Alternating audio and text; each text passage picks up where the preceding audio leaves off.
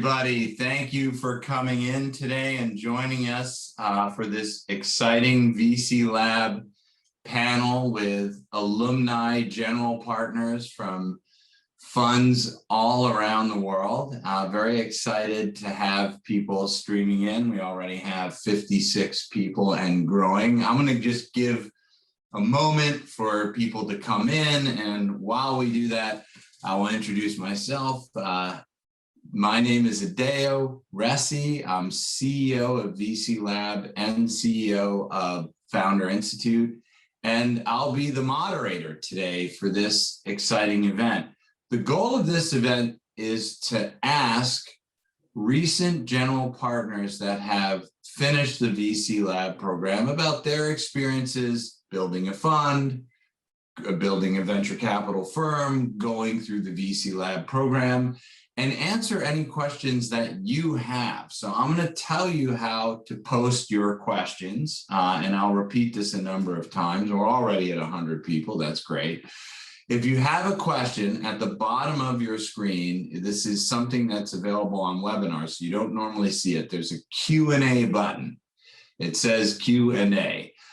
Click that button and you can actually ask a question, and then I will take those questions and ask them to the best participants, and participants can jump in and answer them as well.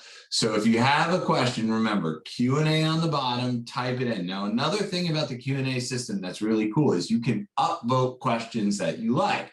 So I recommend you read questions from other people, upvote the questions that you like. It will make things super easy. So now that we have a good amount, over 100 people in and growing by the moment, let me quickly introduce VC Lab. Then I'm going to introduce our esteemed panelists, and we'll jump into your questions. So one last thing about questions: if you try to form them as clearly as possible and only ask one question per time, that would be super helpful. So VC Lab is a 4 and change month long venture capital accelerator. We help you create an enduring venture capital firm and get to a first close. Now, you may not get to the first close during the program. It normally takes a few weeks or a couple months after the program's over to finalize all the details of a first close. But the average amount of time that a VC Lab participant gets to a first close is roughly 5 months from the beginning of the program to money in the bank.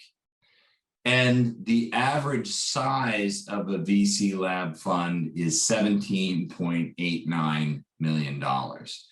And so we work with general partners, the founders of funds and venture capital firms all around the world, on creating the fund that they've always dreamed of.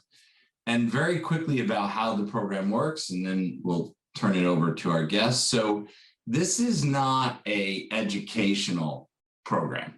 This is we're going to help you to get to a first close program. So there's stuff you do every week, and you do learn, for sure. You're going to learn stuff, but you're going to learn by doing, right? So it's not like read this long textbook and think about things. It's like, no, go, find a lawyer and get started setting up your entities, right? So you're going to learn by doing. And there's a very active community of general partners that are there that have similar experiences, different experiences, and everyone's sharing information, sharing about what they're learning, trading best practices. So not only are you building, but you're interacting with a community and you're learning by doing, and that helps you get to a close. Now, normally if you build a venture capital fund, it can take 9, 12, 18, even 24 months to get to a first close. Very common. I would say the average is probably 12 to 18 months. And we're able to shrink that down quite a bit. because a lot of times as a new manager, someone launching a new venture capital firm, you do things kind of out of order, right? Like you talk to your lawyer too early, you kind of pitch investors too early, and as a result, you waste time. So what we've done at VC Lab is, because myself and other people involved in VC Lab have launched, in some cases, dozens of funds. And myself, I'm at, roughly 14, 15 funds. We sort of know what needs to happen in what order, and we help you do it in that sequence. Okay, so that's a little bit about VC Lab, a little bit about me. Again, Q&A button at the bottom to ask questions to our panelists. So I have an order here. I'm just I'll do one by one, and so I'll just say something about you, and then if you want to add to your background, maybe why you decided to do a fund. So first and foremost, I'd love to welcome Brittany from Coyote Ventures, a fund here domiciled in the United States with presences around the United States. Brittany, why don't you tell us a little bit about yourself, Coyote Ventures, and what really inspired you, and we'll go one by one through the other panelists. Thanks, Adeo. Hi, everyone. I'm Dr. Brittany Barretto. I am a geneticist by training, serial entrepreneur, and venture capitalist. I was working as a senior venture associate at a fund a few years ago when I realized that, I thought people running funds were like the most smartest, educated, financially savvy gurus. And I realized that they were just everyday humans and that I could probably run a fund too. And I could set one up that invests in things that I'm passionate about. And so I'm really passionate about innovation in women's health and wellness. So we are not a female founder fund. We are a women's health fund. It just so happens that most of our founders are women, which is awesome. And so I'm known as an expert in the femtech industry, innovation in women's health. And so if you like women's health or you're interested in it, check out our podcast, Femtech Focus. That's what led to the thought leadership, the industry knowledge, the market research that really set us up for success to launch Coyote Ventures. So my business partner, Jessica Carr, and I, it's a $10 million venture fund, Coyote Ventures, investing in women's health and wellness seed stage deals. And it was a fantastic experience. I can't wait to tell you more about it. Yeah, no, and so lovely. And I love what you're working on. It's great to see female GPs. In fact, we have a number of female GPs, but we're going to switch genders for a moment. Next, of the four, Sydney. He's a founder of Celldor Capital based in New York City. And, as someone who's worked many, many years in space, actually kind of got into space with Elon Musk. Elon Musk and I started the precursor company to SpaceX. I'm a huge fan of everything you're doing, Sydney. Please introduce yourself. Thanks, Adeo. And I should say that I'm a big fan of VC Lab because without VC Lab, I wouldn't be here. So my name is Sydney Nakahoto. I'm a general partner, founder of Celldor Capital. We're based out of New York City, and we invest in space startups here in the US. And my motivation to start Celldor Capital actually didn't happen until I joined VC Lab. I never knew that I would be able to start a VC. I never thought that I had the skills or the network to create a fund. Yeah. But my work here in New York to support the New York space startup ecosystem, and through my activities that I developed with NASA in order to bring together investors, entrepreneurs, and companies that were part of the space ecosystem, they provided the initial motivation for me to give it a try. Right? And my start with VC Lab was slow, I would say. I got many reviews, and I had to redo my homework many times, and I thought that I would give up because I didn't think I was prepared. But eventually, things took off, right? Or things lift off, as we would say in the space sector. And I'm so glad to be here. I'm very happy to share some of the lessons. Doing a VC is very hard, I should say in advance, much harder than I anticipated, and much more rewarding than I could ever imagine. Oh, that's so beautiful to hear. Yeah, and congratulations to you and to Brittany. And then The next, I'm going to introduce you both at the same time because you're part of the same fund, Isabel and Bryan. Bryan got in a bike accident, but he's okay. And, you know, it's sort of a strange thing when someone you know well and care about gets injured. You're like, oh my God, are you all right? And he is okay and was able to join us today. And I can tell you, one of the things that's come out of the program for me is like forge friendships and relationships with lots of people all around the world. Bryan and Isabel included. They're co-founders of BlackTech Capital up in Canada, and they're a $5 million pre-seed fund that focuses on Canadian Black entrepreneurs working in clean tech and other industries to make the environment and the world better. One of you two can go first, introducing yourself and the why. And ladies first, I guess. I'll take it. Go ahead. Hi, everybody. Thank you so much for having us. Number one, I want to say huge thank you to Adeo and Mike. I know that you guys already feel my love, and I've given it to you many times. But here on this platform, I just want to say being led by these two has been just a blessing. They not only are there for you professionally, but also personally. So thank you guys very much. I totally appreciate you. Can't wait to hug you in person. As Adeo said, my name is Isabel Stark, and I'm a GP for BlackTech Capital. And it's kind of interesting the way that this journey started for us. I remember having a dinner with Bryan and his wife, who's my bestie. And I shared with him a stat that I thought was just off.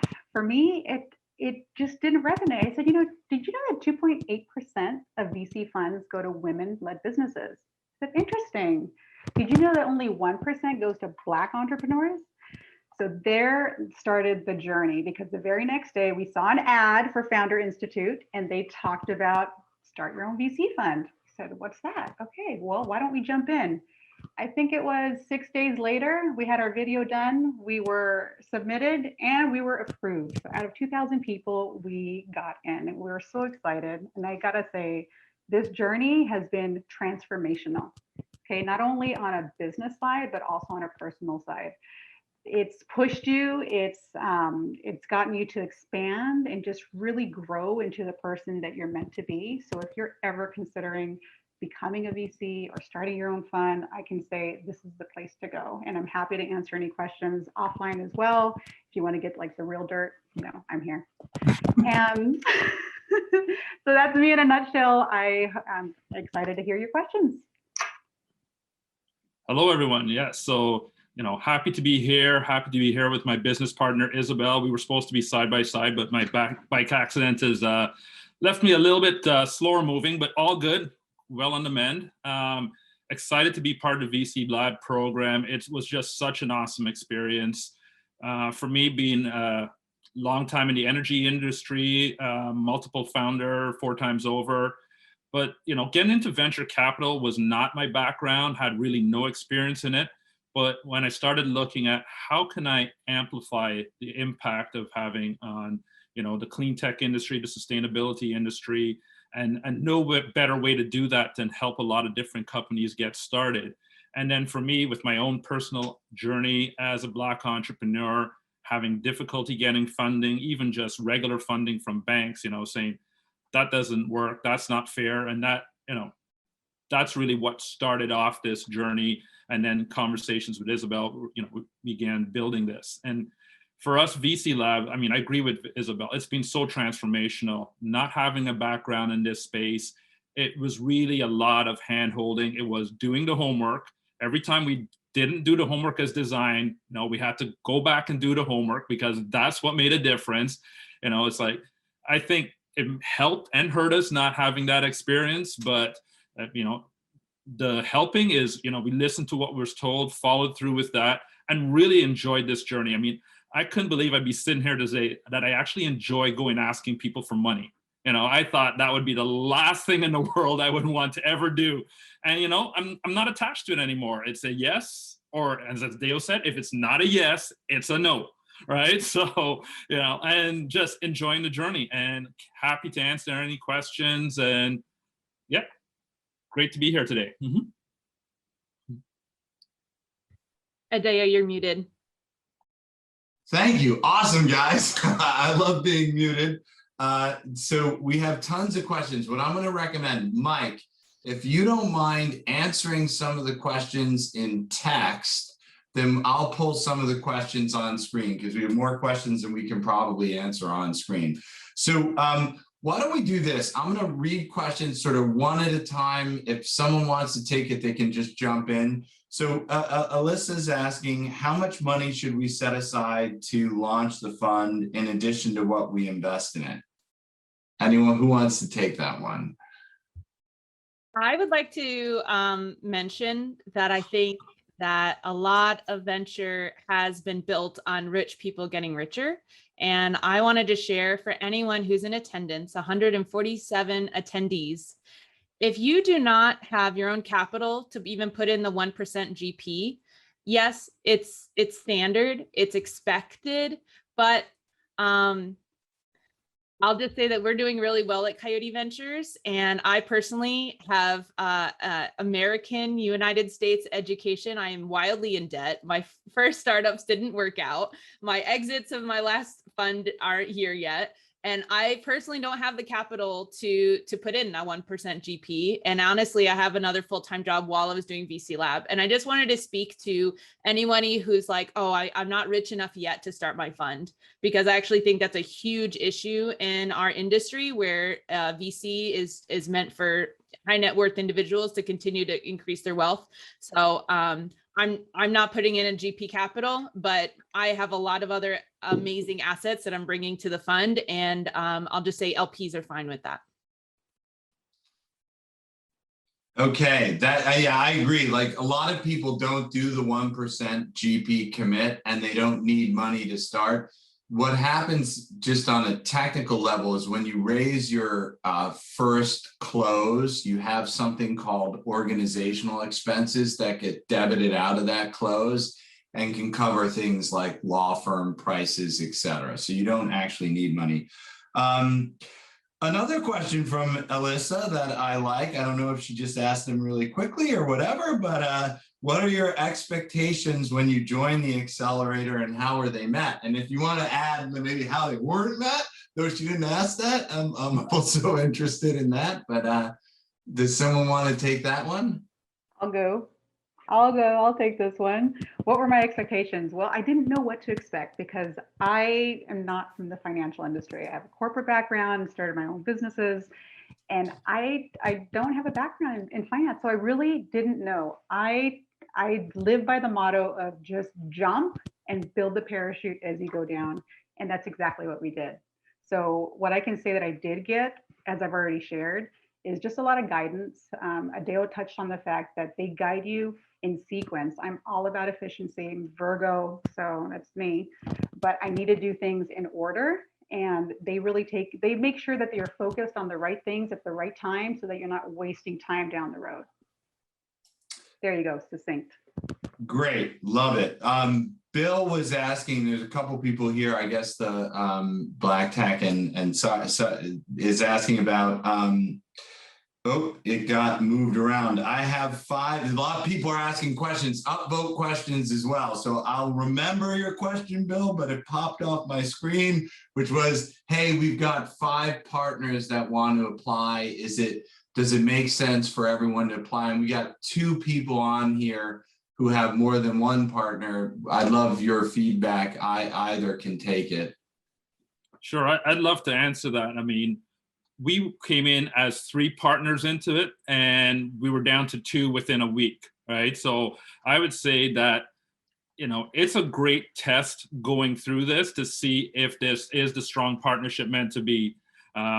So I'd say all 5 partners, if that's what you have, all need to apply, all need to do the work, all need to be part of it, because you need to find out, is this for everyone? And I mean, it was great to find out that when our partner dropped out in the first week, you know, he was able to say, this is not for me, I don't want to do this. And so we could still remain friends. And Isabel and I have stuck through this the whole way. So definitely all 5 partners should be in. Mm-hmm.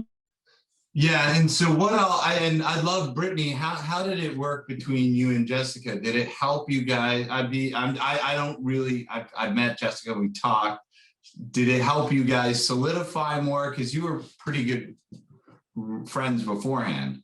Yeah, so I live in Raleigh, North Carolina, and Jess, my business partner, lives in San Francisco.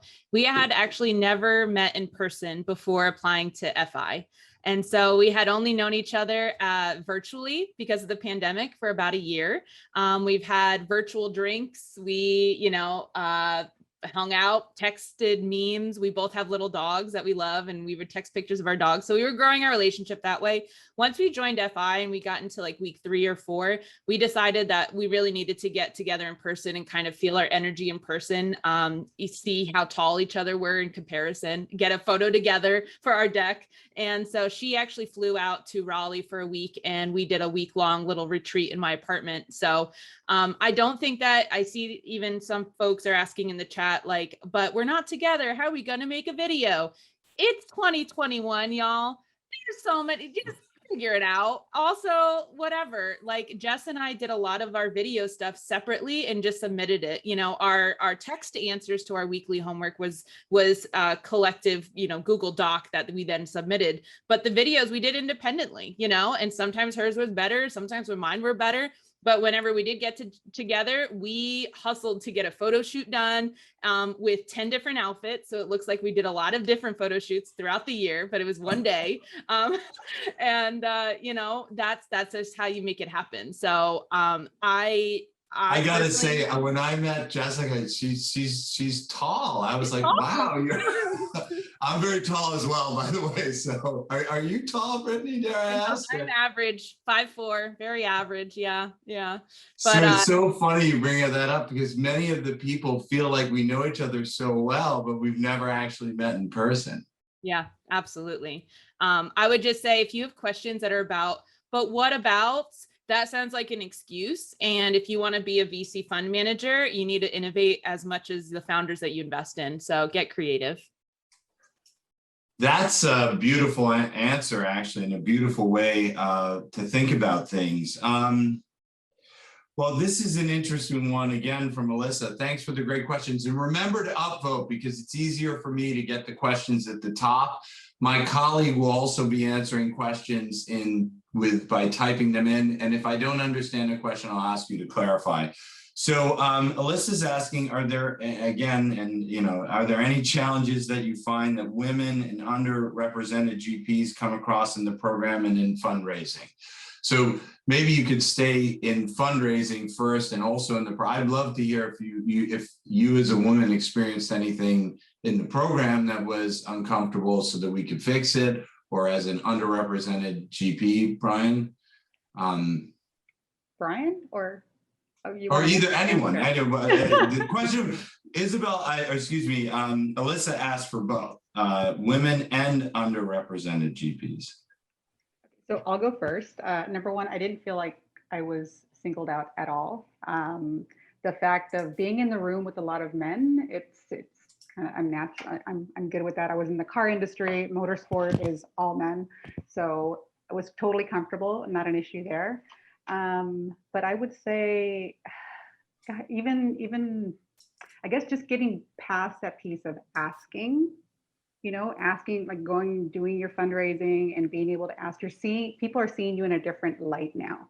So, creating relationships, I'm totally great at, and I've done tons of sales, $500,000 sales, no problem. But when you're asking people to invest in you personally, it just, maybe for a woman, I don't know, maybe Brittany, you can kind of touch on this too, but there was just this little bit of, oh gosh, this just doesn't feel natural until you get over the hump. So, and adding to that, as a Black founder, I faced some of the same things fundraising as I did raising money for my own company. So you will get people that don't want to invest in you because you're not the right color. But at the same token, I've met a lot of amazing, great people along the way.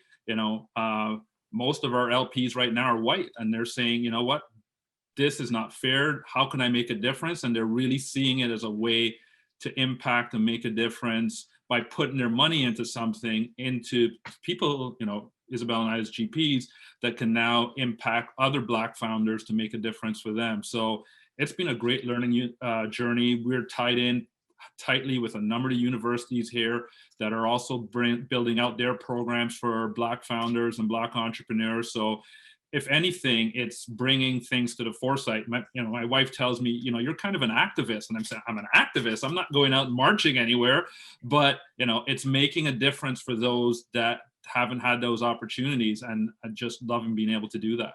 Mm-hmm.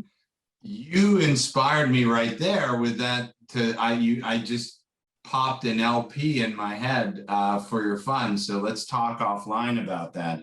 So many questions here. I don't know. Wes is asking, did I lose my hair before or after the first fund?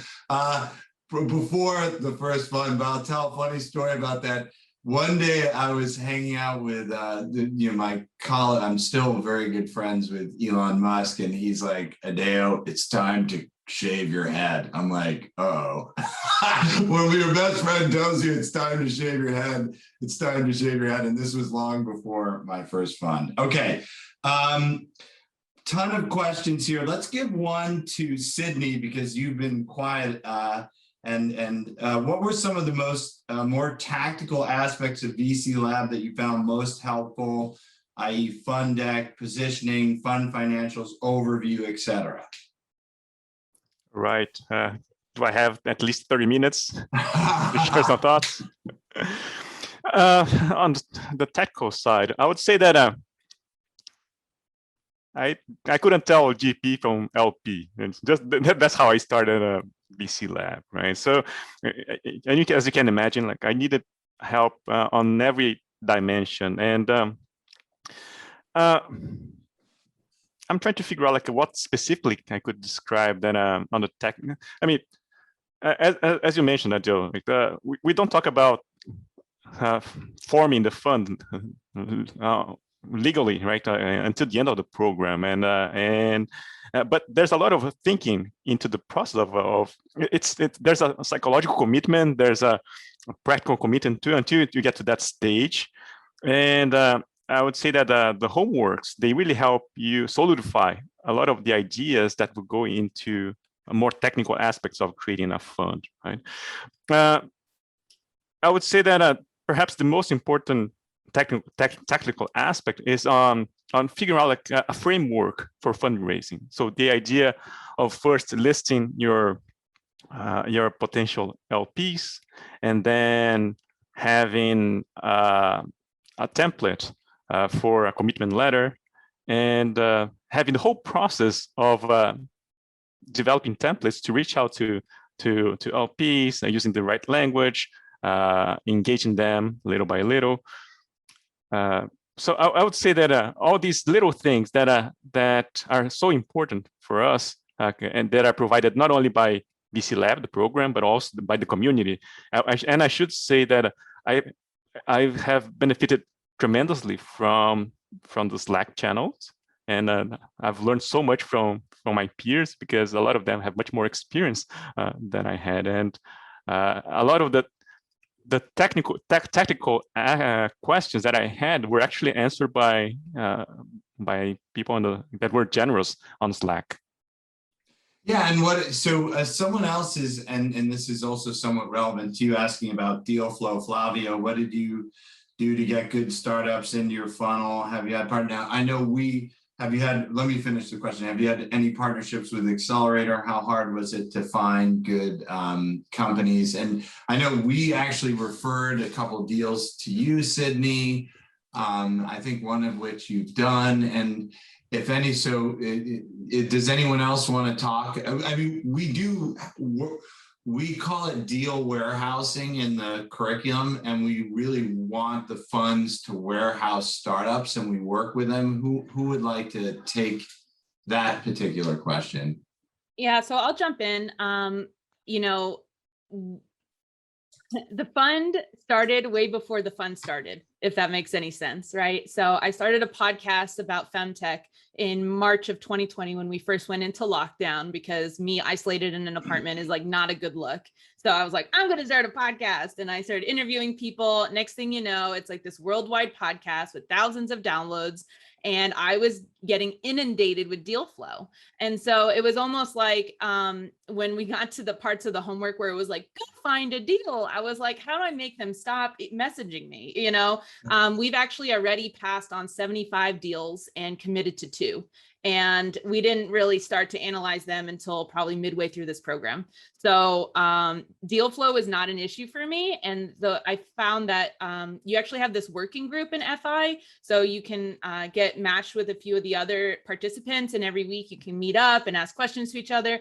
And I noticed that the folks that didn't have like crazy amounts of deal flow, we're not getting as much LP attention either, because LPs are investors themselves. So why wouldn't they just find deals if they want to know, like, you have some unique advantage over getting the best deals that they can't? And so for Coyote Ventures, it's that we are the femtech experts. We are the leaders in the industry. The other femtech investors listen to our show to get trends on the industry. And so, yeah, deal flow is never an issue for us. And if you are not inundated with deal flow right now, ask yourself, how can I become a thought leader in this industry in order to get the deal flow? It only took me a year to become a thought leader in the industry, which I think is actually a travesty. Women's health needs so much more attention. But nevertheless, become a thought leader, become somebody in your industry so that the deal flows just come.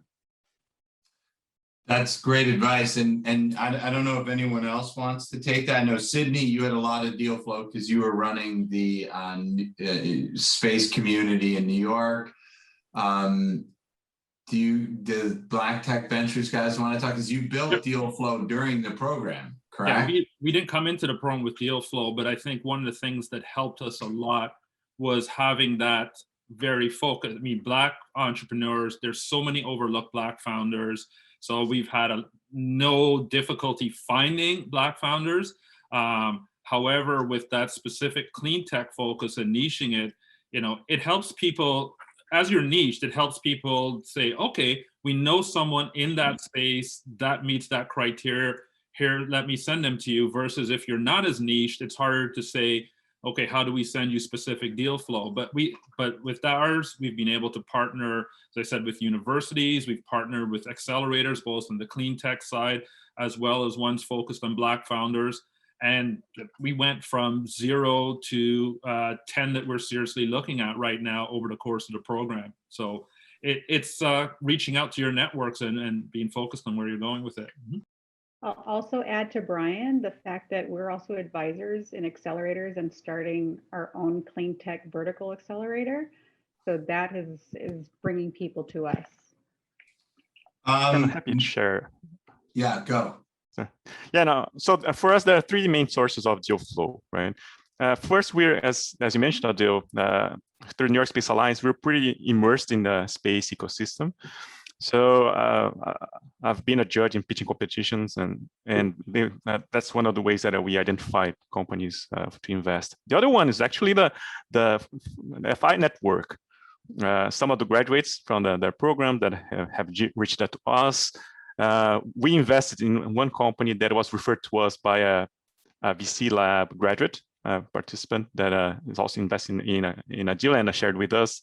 So, and the other one was through personal introduction. So we really trust and the people that are a network, and we are very happy to put them on a short list, so to say, for us to consider for investments.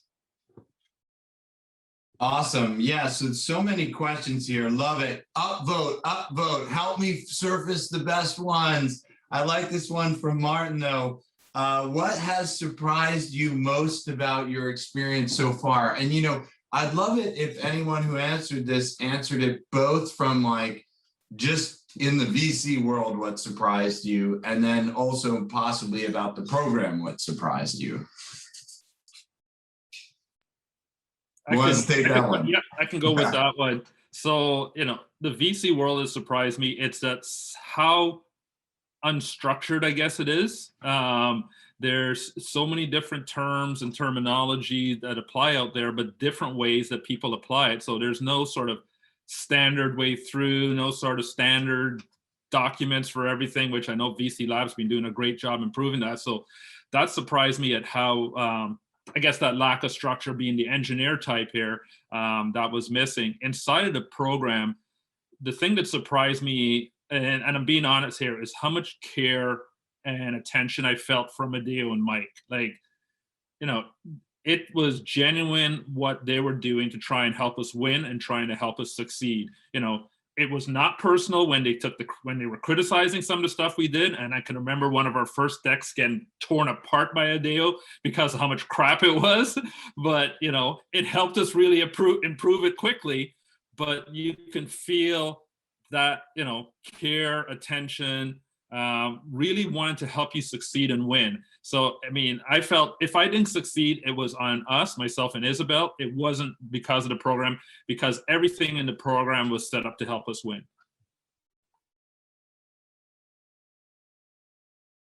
That's so sweet. I like, yeah, so we try, like, guys, so one thing, we're not, Mike and I and a group of people, there are a lot of mentors that are very involved who are successful general partners and fund managers themselves. And we just want to help, right? Because the world needs more VCs, especially like the VCs here. You know, we need more companies in space if we're going to be exploring space in the next decade. We certainly need more women VCs. We need more Black VCs, and we need femtech innovation. I mean, you guys, for me, this group is representative of why we do it, and it's just a small sliver, because we need VCs in Central Asia, Africa, and many more. Tons of good questions here, so I don't even know where to begin. But let's take one from Zoya. Did most of the commitments come from LPs that are part of FI's network? And then there's a bunch of questions about LPs. So if you, so I can answer. We do some LP stuff through events called a venture forum, which are private events where GPs and LPs can intermingle. But we're not in the business, at least yet, of brokering LP to GP relationships. That's really up to the GPs. So maybe if someone wants to take sort of the process that they went through to find some of their LPs, that would be great. Yeah, I would say that if you're going to apply to FI, you know, VC Lab thinking that they're going to provide you the investors, you are sadly mistaken. None of my LPs, our LPs, have come from necessarily the accelerator itself, but it set us up for success that when we did talk to LPs, we knew what the hell we were talking about. And when they said, hey, well, what's your standard carry, or what's your fee, or what's your, you know, investment timeline, and it was like, boom, boom, boom. We know how to talk about that. We know all those words, you know? And so if you're, again, bottom line, don't join if you think that this is just a giant pitch competition and every day you're going to meet investors. I promise you, you won't. You need to have a large Rolodex of folks you already have. So one of the activities I really appreciated, all the activities are so annoying and yet so important. So one of the activities was make a CRM of all of your potential investors. And dear God, it is so annoying to write everyone's name in there, but we have a CRM of over 600 potential LPs. I haven't even finished emailing everybody. I'm one of those crazy, crazy ladies who kept business cards from the conferences I've been to with notes on them. And I've been going through these damn business cards, adding them to the CRM, saying, hey, how you doing? Emailing these people. And that's how we've been able to close a certain amount. But it wasn't via, you know, it wasn't, I mean, we did go to Adeo's house, just to go to Adeo's house. We hope Adeo comes in, but you know. I would love to. And let me throw something out. Guys, it's going to take, just to give you a sense, and I'm sure you can all regale us with your pitching stories, you're going to have to pitch hundreds of LPs. And so even at, like, let's say the venture forum event that I just talked about, a good venture forum event might have 120 LPs come, okay? That would give the list of the attendant LPs to the participants, the GPs, and they can reach out. And not all of them will respond, but you're literally going to have to pitch hundreds. Probably, I don't know, you mentioned 600. That's not uncommon. I don't know if anyone else wants to add how many pitches you're in already, but I'm guessing it's in the hundreds. Yeah, if you want to add anything else, anyone? Yeah, happy to share my experience. Yeah, so you'll probably talk to 100 people to secure one LP. But the first closing is going to be family and friends. Right? I was expecting to get some more sophisticated LPs or people outside of my immediate circle. But especially given the time frame and the pressure that Adele might put on us to close it, there's no way that unless you're very lucky and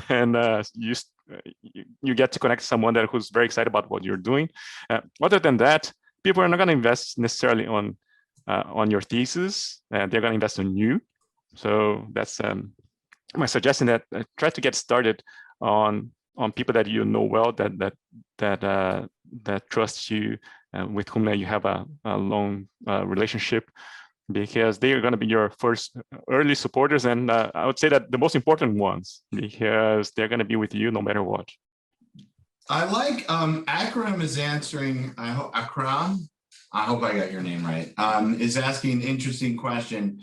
And I'm going to rephrase it, no offense. So his question is, what is the first step after applying to VC Lab? How do I take off? But I'm going to ask a slightly different question, which is like, so let's say these people get in, and hopefully many of them do.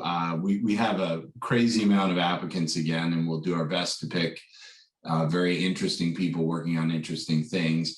What would be some, first advice you would give someone who got accepted, they're getting ready to come into the program? You say, okay, be ready for this, this, and this, or do this. What's your advice?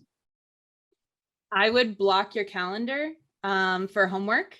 Don't just assume like when you have time, you'll get it done, because you won't. It's like hours worth of homework. And also just expect the day to say crazy shit. It's actually part of the weekly course. It's really fun.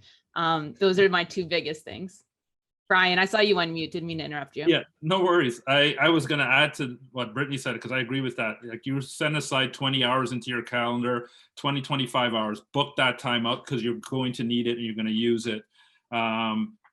Doing the homework, doing the pre-work, because there is pre-work going into the course, that helps as well. Using the Slack channel to ask questions, make big use of that. As Sydney pointed out earlier, that was a great help. And then you're put into working groups. And for myself and Isabel, that's been a huge thing, because we found our working group partners had experience where we didn't have it. So relying on that was huge. So that's what I would add to it as the first things to go after. By the way, I love, there's like a whole chat thing going on. There's a whole Q&A thing going on. I was like, wow, I'm like riding the tiger here. Okay, so so many questions here. I'd love to add, Adele, I want to add one more thing, is don't be afraid to ask questions. Okay, because again, I told you, I'm not from the financial industry, and I really felt like I got some dumb questions to ask. I'm like, what am I going to look like? But I would just ask them anyways. And I'm actually going to just say what I asked. I asked Adele one day about asking your potential deal flow for a business plan. And I cannot tell you, all the chats that came in is like, oh my God, really? She just asked that? There are no dumb questions, okay? So don't be afraid to just ask. Yeah, and we try not to, so I can have some pretty poor humor at times, like, for sure. But we try to take every question seriously. So we work with a number of GPs on setting their funds up on a much more hands-on basis. And, we've had literally hundreds of questions come in on documents, on this, on that. And, we try to answer every one with a fresh mind, not take, yet another question, and give a thoughtful, responsive answer, because everyone here is learning. right? Even ourselves, right? So I like this one from Nassim. What was the hardest hurdle you had to overcome? And I'd love that's going to be fun. Who wants to take that one? I can get started. I think that it's definitely the first closing, right? Or getting the first investor, because then it starts to feel real when you get someone investing in a fund that just a few months ago were just an idea, right? For me, like translating that list that Brittany just described into something concrete came with lots of ups and downs. I would say that if anything else, just keep going, because eventually, like LPs that you would never expect, they will join you. So I think the most important thing, that if you can push it through the program, okay, keep doing your homework, and manage to graduate, you're going to be in a very good position to launch a successful fund. Anyone else, big hurdle or personal issue they had to overcome? I think I'd add to that. Go ahead, Brian. One of the biggest hurdles was, going out and asking your family and friends, as Sydney pointed out there. I mean, and you're thinking, I don't want to bother this person. I don't want to upset them or something. And yet I found a lot of people that did decide they were going to invest thank me for that opportunity. So it's recognizing, if you believe in yourself and you believe in your fund and what you're doing, and what you're offering to people, if they're able to invest, it's an opportunity for them. And once you get your head switched around that, then it makes all the difference. I've been a founder for a while. I have no problem asking for money. In fact, Jess laughs about like, oh my God, Brittany's just going to say it. So I have no problem. Like, let's cut each other. Let's save ourselves time. Are you going to invest or not? But I would say the biggest thing for me was that our unique asset to Coyote Ventures is Femtech Focus, which is the nonprofit I started a year ago. And so there was this like, damn, it's like we're starting two companies. It's like I'm still running a startup and we're starting a fund, but I can't let up on the Femtech Focus because that's our unique asset to the fund. And so at the end of the day, what really was beautiful was that Jess took on more of the homework stuff for the fund. She took on building the CRM. She took on making the pitch deck. She took on a lot of the homework, honestly. She led that while I continued to lead Femtech Focus, because without it, the fund doesn't work.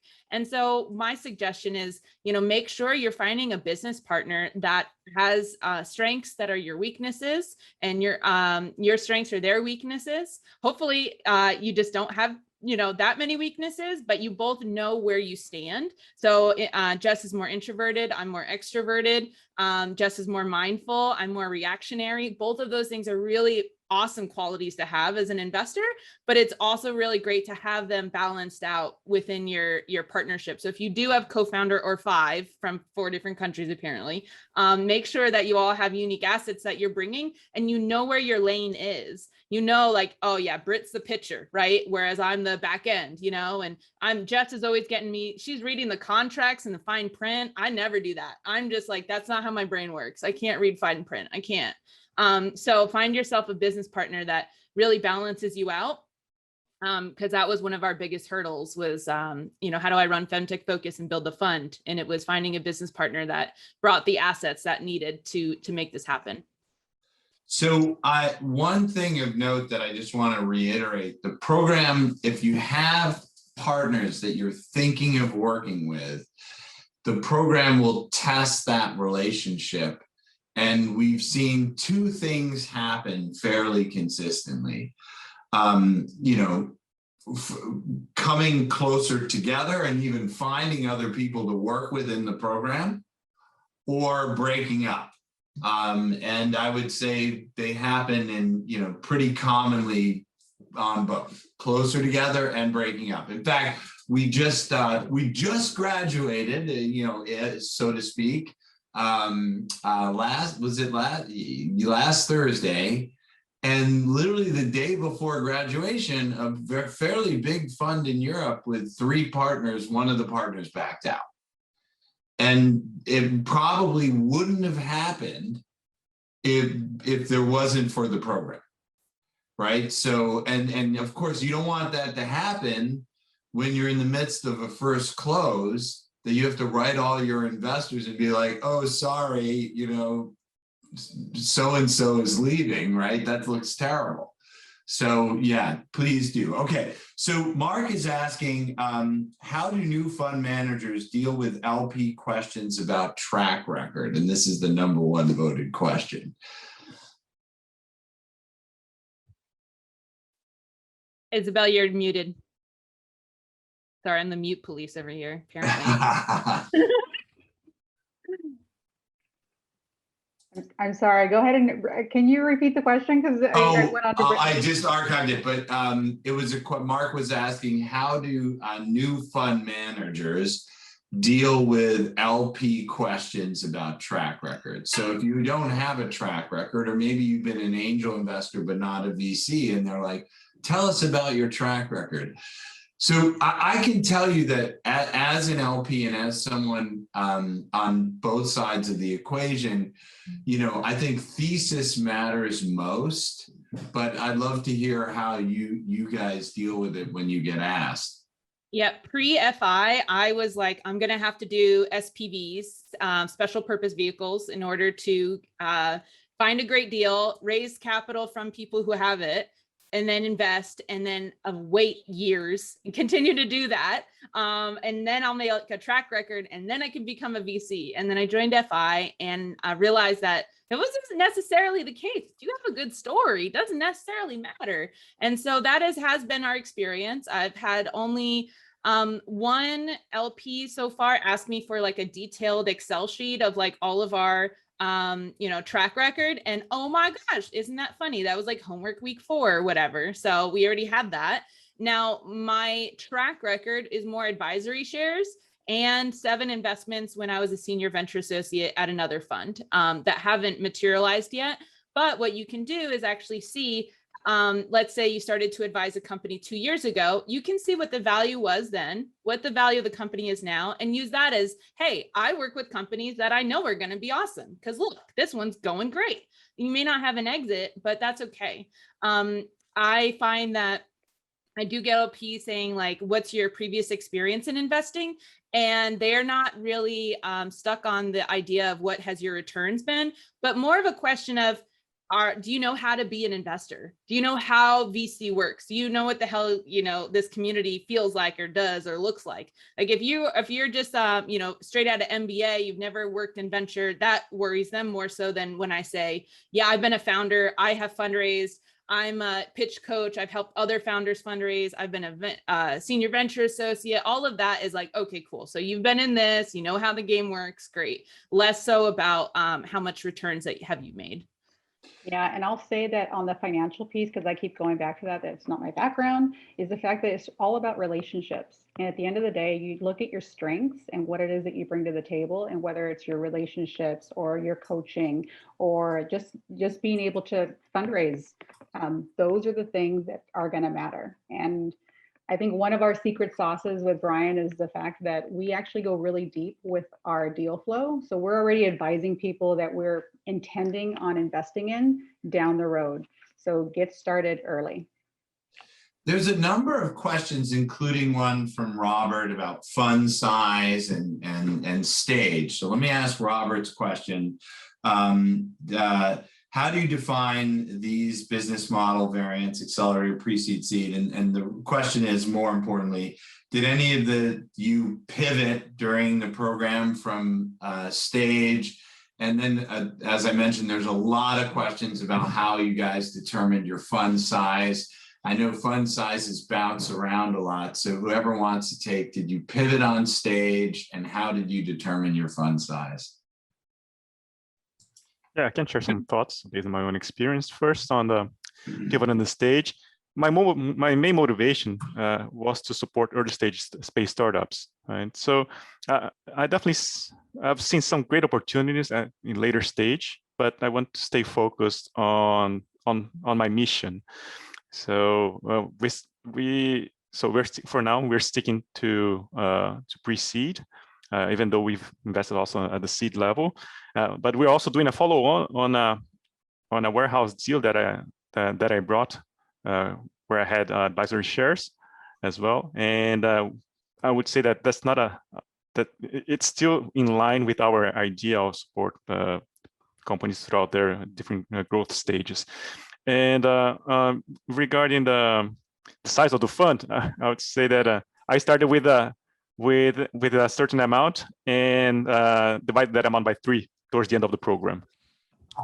Yeah, we push. So I'm just going to add one thing here, and I'd love to hear anyone else who wants to answer this particular. Here's the method we tell you to think about. If you can wake up tomorrow and raise a certain amount of money from the people you know, and maybe you add that up with your partners, multiply that by 10 and try to be conservative. Now, I know there's a lot of people asking questions like, I'm in this country, there's no venture capital, or I don't have access. What I would then recommend is take some of the advice from Brittany and build your network first, and then apply to a cohort later if you don't have a network that has any money in it. And anyone here can do that. But does anyone else want to take the fund size question or stage question before I move on to some others? Lots of questions. I was going to add on the fund size question. The thing also to look at is this is your first time fund. And for us, raising a $5 million fund, it's like, get it done quickly so that you can now have a track record to move on to fund 2 and fund 3. So it's easier to do the smaller fund first and get that done than to go after a bigger fund and then have to keep reducing it in size because you're not able to hit that amount. So that's what I would add to that. Mm-hmm. I came into the program wanting to do a $25 million fund. In the back of my mind, that is still what I want, but I go to market now saying it's a $10 million fund, so that when we hit 25, we seem super badass because that's what we are, right? And actually, I really want a $100 million fund because women's health is so important. And like, I see our mission is so much bigger than, we're investing in things because like, we're going to make money and capitalism's great and blah, blah, blah. Like women are literally dying because people don't want to say the word vagina in boardrooms. And so, Jess and I are here to change that. But, you need to start somewhere. Go into market saying, I'm going to raise a $100 million fund. People are like, that lady smokes crack. Okay. So you have to go to market with something reasonable. And the most reasonable thing is, the program says is like $5 to $15 million. Personally, I've gotten a little bit of feedback saying even 10 million is too small. And so if you're thinking of less than 10, think about, if you join the program, you'll see that the way the fees structure work and stuff, sometimes less than 10 million doesn't make financial sense. And I've had some family offices saying, oh, only 10 million. I tell them in that moment, 10 million is our minimum. Then all of a sudden the conversation continues because then they're like, oh, okay, great. And then you keep talking. Right. And what Bryan said is exactly right, guys. We're not. So I think one thing about VC Lab that doesn't get said very often, especially in things like this, but Mike and I, Mike runs it and I'm the CEO. But we think about your third fund, right? So we're not, fund 1 is a gateway to fund 2. Fund 2 is actually often pretty easy because you built a track record with fund 1. Fund 3 becomes hard again. Usually it's much bigger. So you could see, like, for example, in Brittany's story, maybe fund 1 is 10, maybe she gets it to 25. Maybe fund 2 is 50, and maybe fund 3 is 100. Right? That's not an uncommon projection. Maybe fund 3 is bigger than 100, right? That's also not uncommon. So but fund 3 is where the rubber hits the road and your idea of a firm gets manifest into something real. And we want to be there to help you all the way through fund 3. All right. Lots and lots of questions. We're a little bit over here and I want to be sensitive to everyone's time. So let's do this.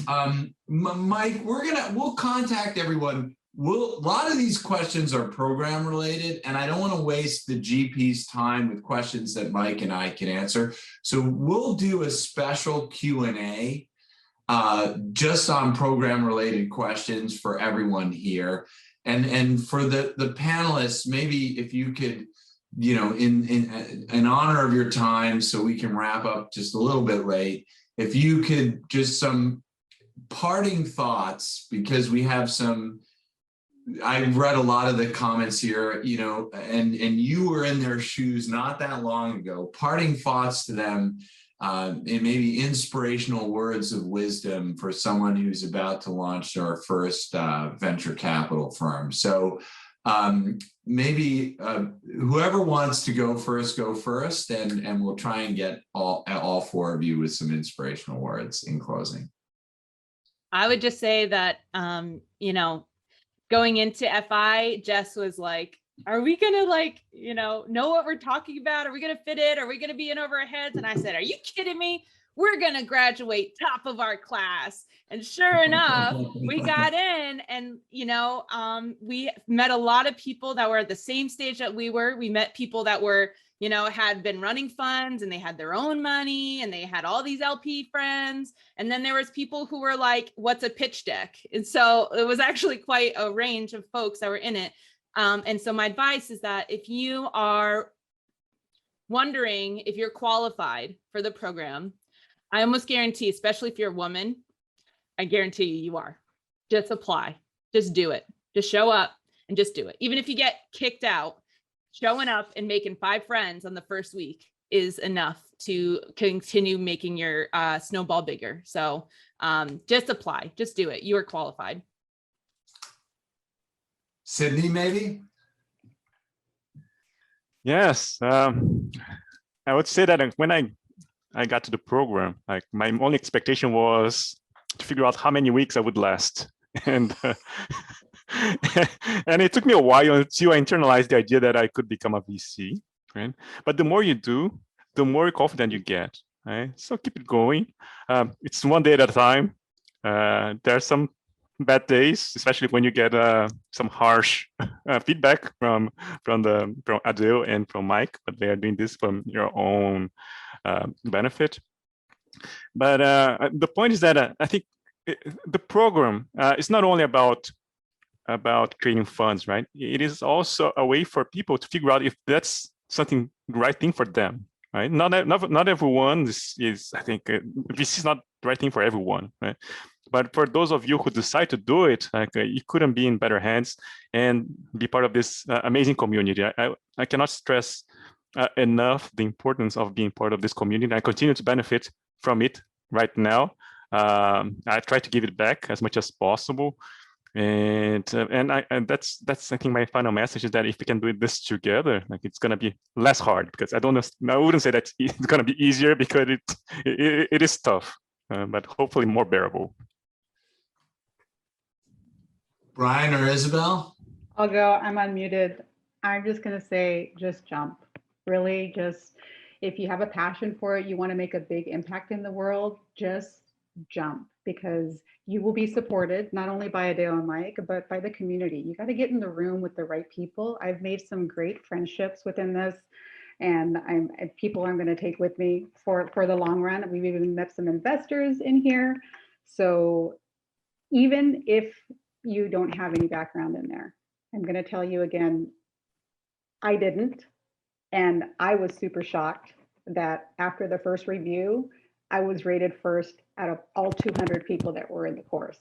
So even with somebody who doesn't have any kind of experience, coming in first was a big confidence boost for me. I cried, I couldn't believe it, and I was so grateful. And I just knew that I was in the right room. So just jump. Last part I would add to that, because I'd echo everything that Isabel, Brittany, and Sydney have said. But for me, it's also remembering why. That's being a big thing, remembering why I'm doing this, remembering that it's for Black founders, it's for the environment, it's for clean tech.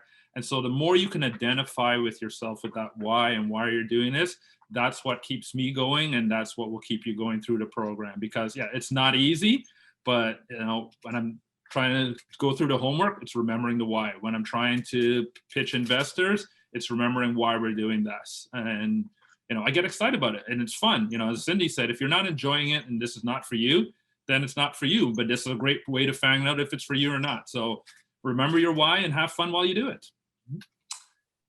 Great advice, everybody. Guys, I have goosebumps. I get goosebumps when things are really, thank you so much. I'm your biggest fan. So everyone, thank you. We will have a Q&A about the questions we didn't get to about the program, all this stuff, and panelists. Wow. Thanks, everybody. Thanks, everyone, for tuning in as well. Have a great day. Have a great weekend. Bye, guys. Bye.